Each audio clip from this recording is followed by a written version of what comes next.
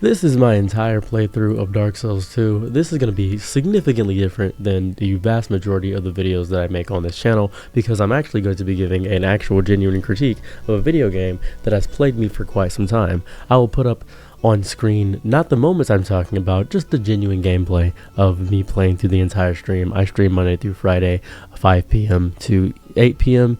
EST, and this game people have asked me to play indefinitely. They said, oh, Dark Souls 2 Scholar fixed the original, the vanilla game is bad, and I think you should play the Scholar version. So naturally, as somebody that has beaten the original version 37 times, I counted, I beat it 37 times, I said, you know what, 100%, I'm gonna go ahead and do this. How do I know that I beat it 37 times? Because I got to New Game plus 12 on 3 different characters, and I remember this because they showed me the bonfire intensity, and I didn't use bonfire aesthetics to get through the entirety of the game.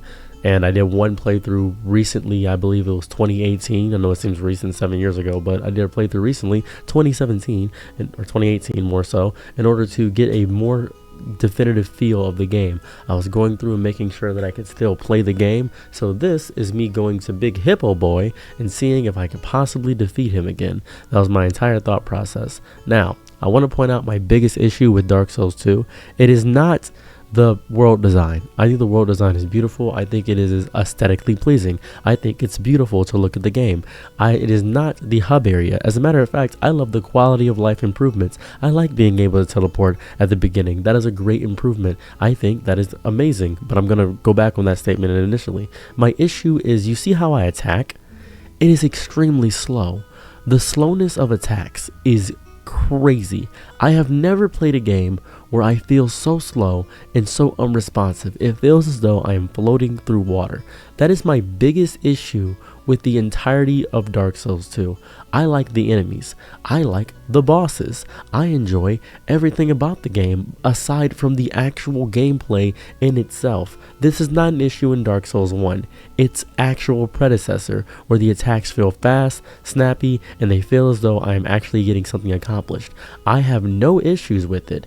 Am I bad at the combat? No, I understand the combat. I grasp my roles. I figured it out. I know the combat. I genuinely understand it. My issue is that my roles are dependent on one adaptability, the agility stat, which controls the easiness of my actions and my roles and my hitboxes for some odd reason.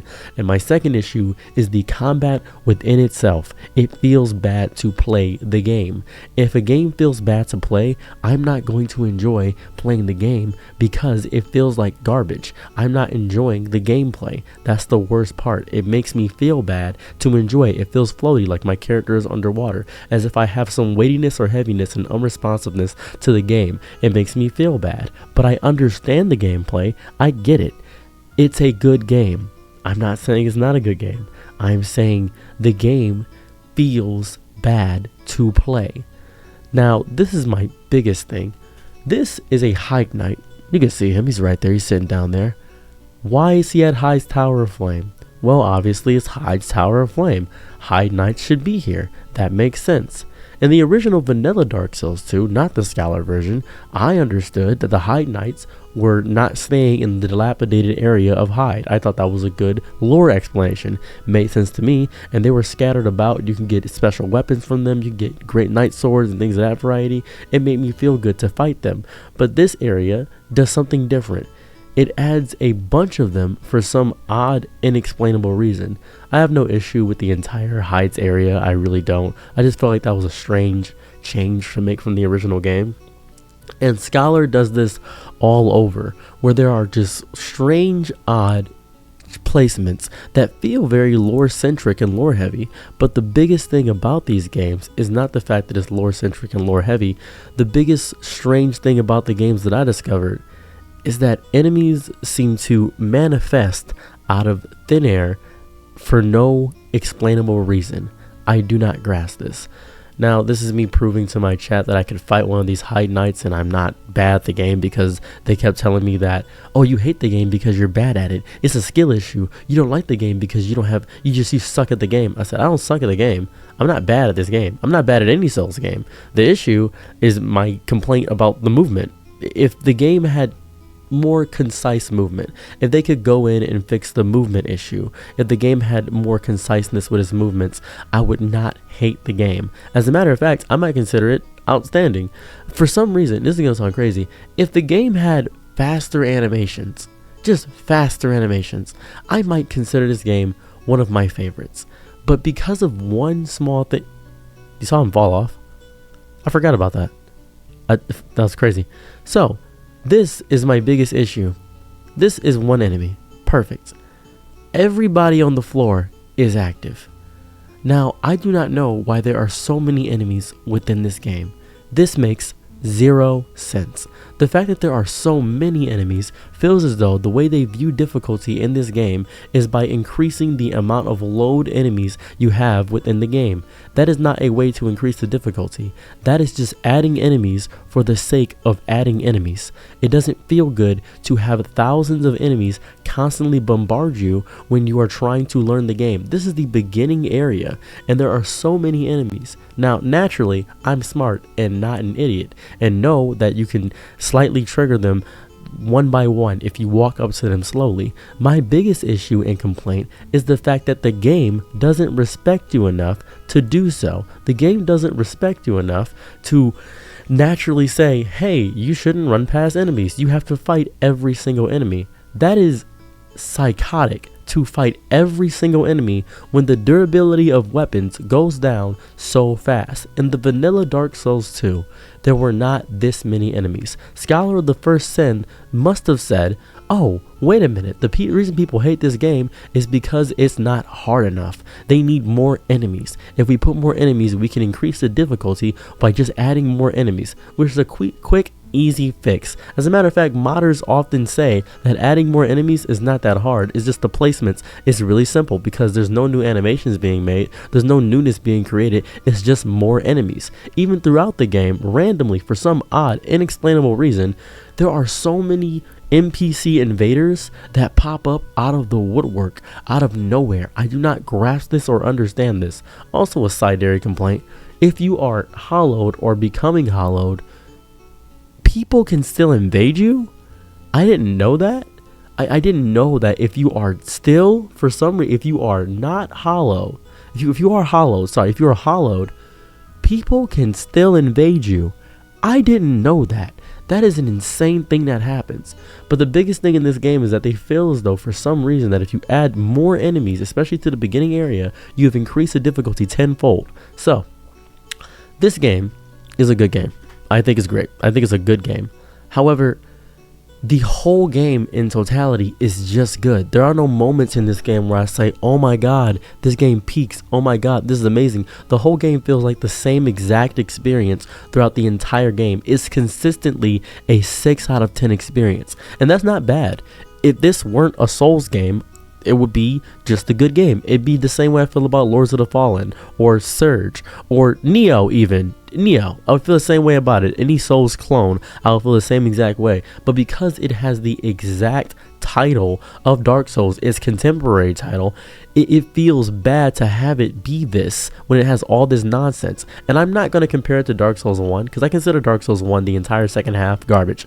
I think the first half up until Ornstein and Smough, it's a great game. Until we get to the second half of Dark Souls 1, the entire second half with Seath the Scaleless, the Four Kings, we get to Nito, and we get to the Bed of Chaos. All that, complete trash. I think every bit of that is garbage. I don't enjoy any of that at all. I think it's stupid. I think it's horribly designed. I think it's pretentious. I think it's disgusting. I think it's weak. That's how I feel about the entire second half of that. But when it comes to this area, the Forest of Giants, I think this area could have been done significantly better. It could have been done significantly by a wide metric mile, significantly better. Don't know why they did that in this game. I do not grasp it. I do not understand it.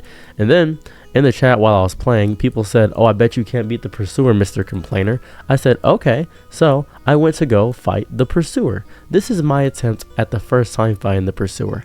I have fought the Pursuer so many times. I am a master of Find the Pursuer. I am great at it. I beat the Pursuer the first time I fought him because I understand the Pursuer. He's not a hard boss. He's not bad. He's not incredibly difficult. He's a simple, easy boss. My issue comes when there's randoms just popping out of the woot woot for some odd, indescribable reason. There's so many enemies in the game for some odd, inexplainable reason that I've never had an enemy pop up in the original Dark Souls 2, and it adds extra stuff. Most of the complaints I hear about the Capra Demon in the original Dark Souls 1, the Capra Demon is not hard.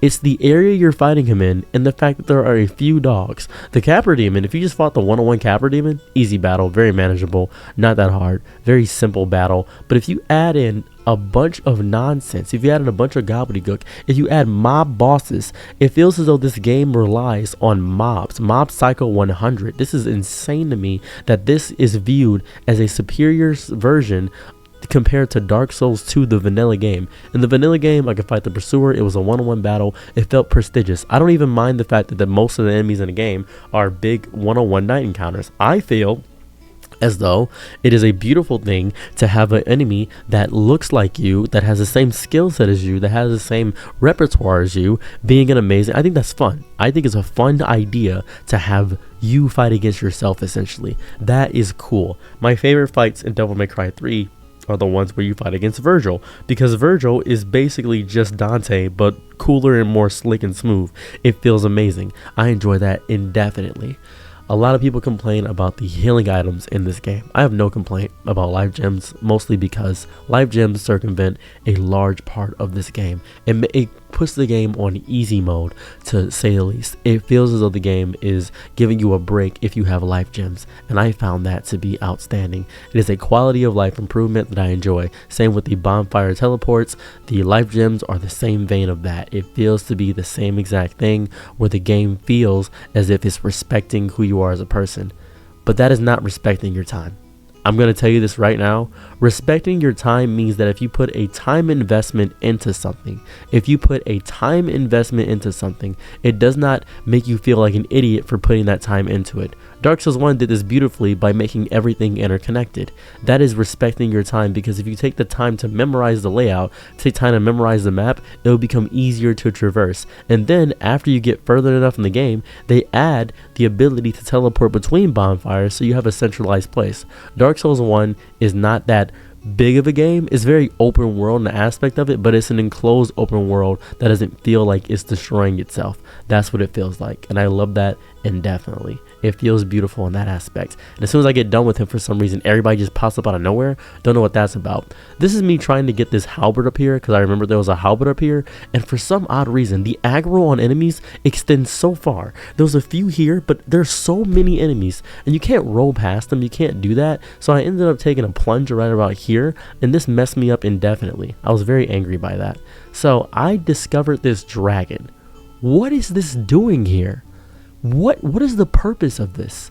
This is an in-game level threat. This dragon is supposed to pop up in the end next to the ancient dragon. How are you even supposed to, if somebody could explain to me how you're supposed to reasonably get past this part, I would love that so much, because I have no clue. I have no reasonable idea how I'm supposed to get past this area. I ended up using an arrow and bow and arrow to get past this, but am I supposed to get a fire ring? Am I supposed to shoot it down from down there? It doesn't feel correct. This feels insane to have this early on, considering this is mostly completely an optional area to get to the old Dragon Slayer. That felt insane. It just felt weird. It just felt strange. A lot of people complained about the wharf. The wharf was a big complaint area for a lot of people. People kept telling me that the wharf was this incredibly difficult area, and people said there's nothing but gank squads, and I 100% agree. I 100% agree. If you don't take your time, if you just rush through, if you don't take your time, it is incredibly overwhelming. As a matter of fact, even if you do take your time, which I did, I took my actual time. I spent 40 minutes in this area to take my time. This is not respecting your time at all. This is telling you that if you go through and take out enemies I believe it's 12 times. 12 times they'll stop spawning. It tells you to do that because the only way to get past all the ganks is to spend as much humanly time as possible in this game. And I feel as though this is the biggest issue. This is the biggest critique that I have.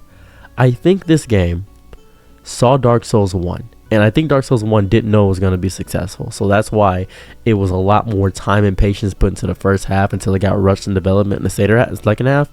I think it saw Dark Souls 1, this great artistic achievement, this monumental game that wasn't supposed to be hard. It just was supposed to be difficult, challenging. You're supposed to care about the mechanics. It's supposed to pay attention to the things on the ground to learn how to do a tutorial. It's supposed to pay attention to your surroundings in order to do that.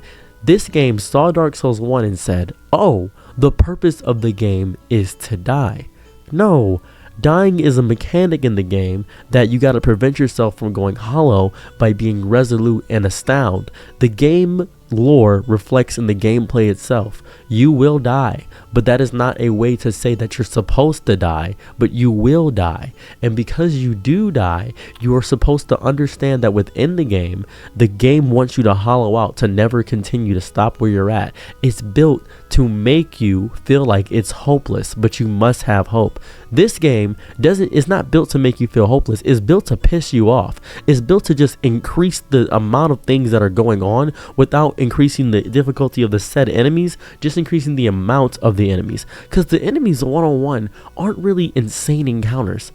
The enemies in bulk are. For instance, in Dark Souls 1, there wasn't a lot of single enemies where there's not a lot of group enemies where I felt like it was insane.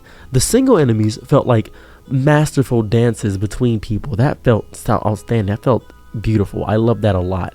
But when it comes to Dark Souls 2, without this torch, they would be going crazy on me, by the way. In Dark Souls 2, the entire game feels like, oh, if we put 30 more enemies here, this is going to be amazing. And I've heard people say the enemy placements is not an issue. My brother in Christ, we have an exact example of a game. It's the original Dark Souls 2.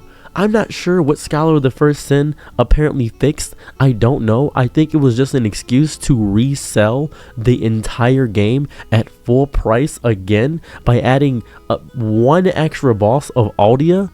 I believe that was it. And then outside of adding Aldia, the one extra boss, there was no definitive effort to actively increase anything else within the game besides the enemy placements, saying that is an increase of difficulty. It feels incorrect. It feels wrong to do so. It doesn't feel like the game cares about you at all. That's just me though. I feel like an idiot. And a big example of this, a huge example of this, would be the Brightstone Cove Seldora. In the original Dark Souls 2, there was a lot of enemies, but in the spider area, and I expected there to be a lot of enemies in the spider area, but for some odd, inexplainable reason, every area in Brightstone Cove Seldora has a disgusting amount of enemies. I'm not sure why that is. I don't know. I cannot grasp why that is. You're probably saying to yourself, man, there's really not that many enemies here. It doesn't seem like there's a lot of enemies going on here. Yeah, well, I gotta explain this. I had ended up beating the enemies down to deep submission. And yes, you can use big sweeping weapons like the greatsword that I'm using here. You can do that. But if you are a mage build, which was a big issue in Dark Souls 1, if you were a mage, you're basically God. If you're a mage build in Dark Souls 2, you feel like nothing. You're just garbage. You're just filth. You're nothing in the totality of the grand scheme of things. It doesn't matter at all. It's strange. I feel as though this game is credited for respecting your time because of the quality of life improvements, but it doesn't. And more so than that, the area that people complain about because of the geography of it is Iron Keep. I don't care about the geography of the game. I don't care if the areas don't make sense. I really don't. That's not my complaint. My complaint about Iron Keep is that there are, and this is just me more complaining about the enemies, why is there so many invaders? Why are there so many enemies? Why do they have better hitboxes than I do? Why do all the enemies have a better hitbox than I do? I do not grasp that. I can't understand it. I think the area is beautiful. I think it looks cool. I like the way the area, I like the lava. I like the boss fight even. Hell, I think it's a lovely, gorgeous area. But I feel like if we can just lower the aggro of the enemies for 1 second, just lower the aggro, this area would be in a league of its own. I do not grasp why the aggro of the enemies has to correlate with the difficulty of the game. It feels dumb. The hit stun you have when you get hit by an enemy is psychotic. The iframes you have do not exist when you roll unless you level up agility and adaptability, which feels like a useless stat because by God, by sexual Jesus, I am not understanding why everything is so predicated on the simple aspect of separating stats in the longer stats. I know that we separated endurance. Endurance back in the day was equipment load and stamina, and they forever changed that to be 2 separate stats, especially in Dark Souls 3. But to make an entire separate stat adaptability for the agility stat feels like a horrifyingly evil decision. And I hear people constantly say, oh, this game was made by the B team. The B team made this game. So you can't really critique it because the B team made the game. You are still using the title of Dark Souls. You are still using that. I still judge the DMC reboot. I still judge that game because while I hate the story, gameplay is pretty cool. I think the gameplay is great. I hate the story overall. The other DMC with the black hair Dante. The story though, story sucks. The gameplay, I like the gameplay. I think the gameplay was pretty cool. I thought it was fun. The new Dante sucked to garbage. I think he looked hot pissed. I think his design was garbage. I think it was ass. But this game does not reward you for being patient. It doesn't reward you for taking your time, because if you are patient in the game, it will reward you with an endless amount of enemies. And this is around the time where I went to this area. Yes, the dreaded Shrine of Amana. I despise this area so much. In the original Dark Souls 2 vanilla, I had no issues getting past this, and I was curious why I had no. Everybody was complaining, saying, "Oh, Shrine of Amana is so bad," and I said, "Really? I don't remember having any issues. I remember getting to the Demon of Song pretty fast, pretty efficiently. I remember doing this with no issues at all." And then I got to the area after beating the Looking Glass Knight. I got to the area, and by all means, they must have increased the amount of enemies threefold, maybe fourfold. I'm not sure, but the amount of nonsense and garbage that hit me on screen was so much. I do not know why they decided to make this change. I can't fathom it. I feel like an idiot because there's something I must be missing. There are cheap deaths in Dark Souls 1. Without a doubt. I feel like there's a bunch of garbage in Dark Souls, especially Seep the Skelos, where you have to die at that one point when you first meet him. I think that's a stupid death. I think it's dumb. I think Dark Souls 1, the entire second half, is stupid. I think the first half of the game is beautiful. I think it's interconnected. I think it's rewarding. I think it's very nice to go through. I think it looks beautiful. I think it's an artistic achievement. I think Dark Souls 2 overall feels like a good middle point of Dark Souls, the second half, and the beginning of Dark Souls.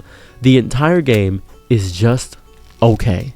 It is such an okay experience. And I don't think the game overall is this heaping pile of garbage that nobody should ever play. I think that you should play Dark Souls 2.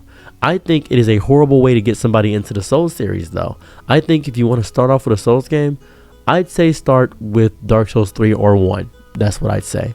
I say Dark Souls 2 is if you want to experience hell, if you want to experience death, if you want to experience a crazy amount of enemy assortments, if you want to experience nonsense, that is what it is. But then I realized something. I am judging this game based on the revamped version of the game. I had to go to Steam in order to play the original Dark Souls 2. I had to go to Steam to play the original Dark Souls 2. And me discovering this, me knowing that I can't play this on my PS5, I can't play this on my PS4 even. I have to go to either the Xbox 360, my PS3, or I had to go indefinitely to go play this game, Dark Souls 2, the vanilla version, on Steam. The only way I can play the game made me understand something. I understood that the developers of Dark Souls 2 saw Dark Souls Prepare to Die edition and thought that Prepare to Die meant that you are supposed to die at every moment in every corner. Prepare to Die, and this is very important, Dark Souls Prepare to Die is not a game that wants you to die. It is a game that is telling you that death is a core mechanic the game is based around of. But they saw the title of the subtext and said, oh, you're supposed to lose. No. Dying in this game, the you died, all this whole thing, is a reoccurring mechanic to show perseverance and resilience. This game doesn't reward perseverance and resilience. It rewards repetitiveness, which are two separate things. It rewards, if I were to take out every enemy here 12 times, I would have a very easy time with Shrine of Amana, but that's not respecting my time.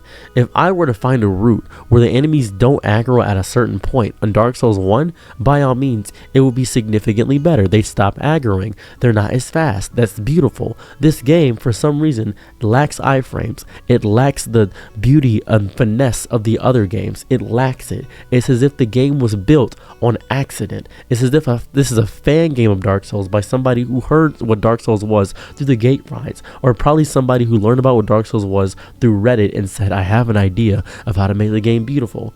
Now then, I'm going to give a bunch of critiques and explain what I do like about the game. I love the game.